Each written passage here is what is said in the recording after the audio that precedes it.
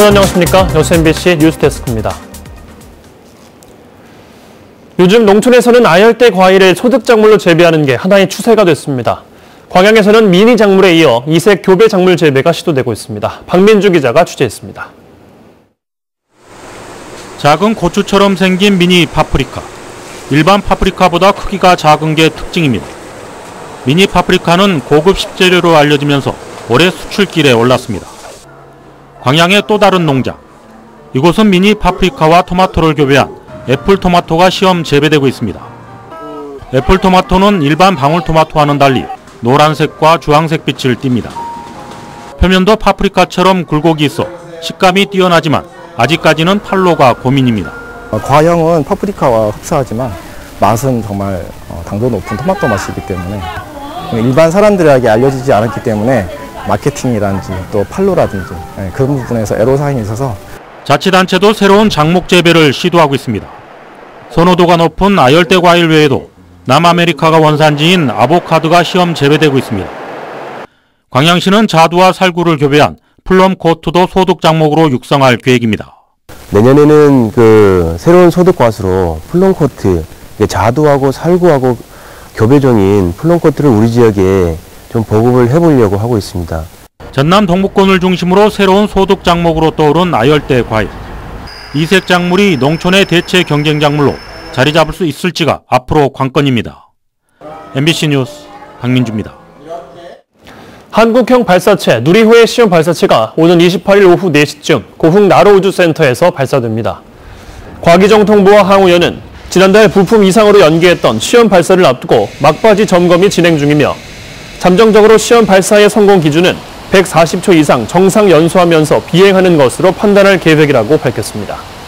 이번 시험 발사는 국내 최초로 독자 개발한 75톤급 액체 엔진의 실제 비행 성능은 물론 발사 시스템 전반을 점검하기 위한 것입니다.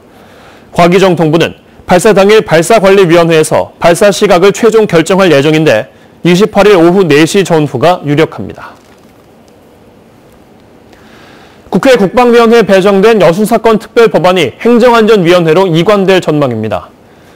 국회 건의기자 등에 따르면 현재 여순사건 특별법안은 국방위원회에 배정돼 있지만 과거사 진실규명 작업을 행정안전부에서 담당하고 있어 소관상임위원회를 행정안전위원회로 변경하는 방안이 추진되고 있습니다.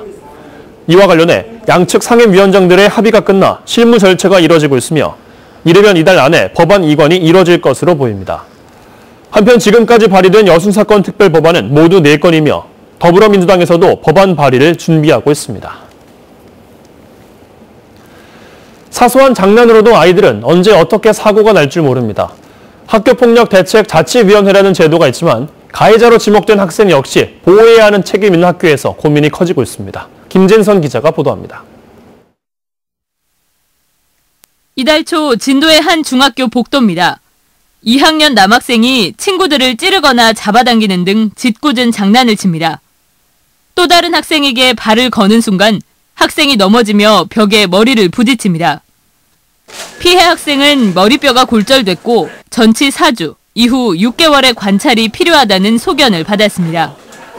쌍방에 의한 과실이 아니라 한쪽의 돌발적인 폭행으로 인한 일이잖아요. 학교 측이 학교폭력대책자치위원회를 열어 내린 결정은 가해 학생의 전학. 나쁜 의도가 아닌 심한 장난에서 비롯됐더라도 피해 학생과의 격리를 위해 1호부터 9호까지의 가해 학생 조치 가운데 퇴학 다음으로 강경한 조치입니다. 학생과 부모에게 각각 5시간씩의 특별교육 이수 명령도 떨어졌습니다. 앞으로 정상적으로 생활을 할 수 있게끔 우리가 조치를 해주는 게 가장 우선적으로 필요한데 지난해 전남 초중고등학교에서 개최된 학교폭력위원회는 1,400여 건. 가해 학생마다 2가지 이상의 조치가 병행해서 내려지는 가운데 전학과 퇴학이라는 강경 조치를 받은 학생도 70명이 넘습니다. MBC 뉴스 김진선입니다. 순천시 의회 내년 의정비 총액이 3,700여만 원으로 잠정 결정됐습니다. 순천시는 최근 의정비 심의회를 열고 월정수당과 의정활동비를 더한 의정비 총액을 3,717만 원으로 정했다며 이달 말까지 주민들을 대상으로 적절성 여부를 묻는 전화 여론조사를 실시해 다음 달 13일 최종 결정할 계획입니다. 이번에 잠정 결정된 내년 의정비는 올해보다 7.4%가 올랐으며 월정 수당에서 257만 원이 인상됐기 때문으로 보입니다. 장서공 전남도 교육감의 조직 개편에 일반직 공무원들이 형평성에 어긋난다며 반발하고 있습니다. 일반직으로 구성된 전남도 교육청 노조는 이번 조직 개편안에 따라 교육지원청 등으로 발령나는 인원은 교육 전문직 6명, 일반직 47명으로 일반직이 8배가량이 많다며 교육 전문직 근무 여건만 개선시켰다고 불만을 나타내고 있습니다. 노조는 오는 29일 도교육청 정문 앞에서 조합원 600여 명이 참석하는 집회를 갖고 조직 개편안 폐기를 요구할 예정입니다. 고흥군이 분청문화박물관 내 군민 기증 유물 전시실을 확대 운영하고 있습니다. 고흥군 분청문화박물관은 그동안 2층 기획 전시실에서 지역의 역사와 문화, 분청사기, 설화 등이 담긴 기증 유물 130여 점을 상설 전시해왔으나 최근 장소를 특별 전시실로 옮겨 현재보다 더 많은 193점을 전시하고 있습니다. 고흥군은 2015년부터 범군민 기증운동을 펼쳐 청동기식의 간돌검에서 분청사기, 고문서, 근현대 생활용품에 이르는 520여 점의 유물을 기증받았습니다. 광양시가 사회안전망 구축으로 소상공인 사업 재개 지원에 나섭니다.